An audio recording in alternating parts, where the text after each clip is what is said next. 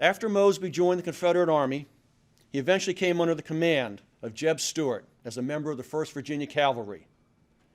After the Confederate victory at the Battle of First Manassas in June of 1861, he spent the fall and winter of that year patrolling northern Virginia on the front lines under Stuart, reading all he could about military tactics and strategy.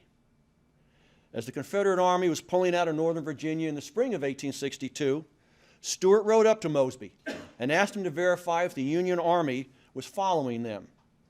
Mosby leapt at the opportunity, finding scouting much more to his liking than life in camp.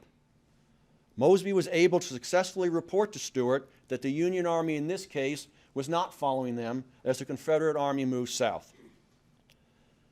Later in June, as the Confederate and Union armies fought on the outskirts of Richmond in what became known as the 7 Days Campaign, Stuart called on Mosby once again to scout out the location of the Union Army.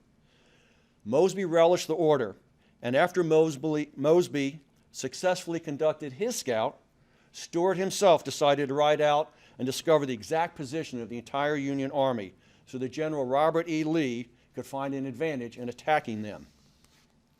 Stuart, with 1,200 cavalrymen, then rode over 100 miles completely around the Union Army in 3 days with Mosby in the lead.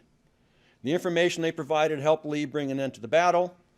Stuart became a hero and famous throughout the South for his ride around McClellan. Mosby had found his calling, and it wouldn't be long until he would become famous as well.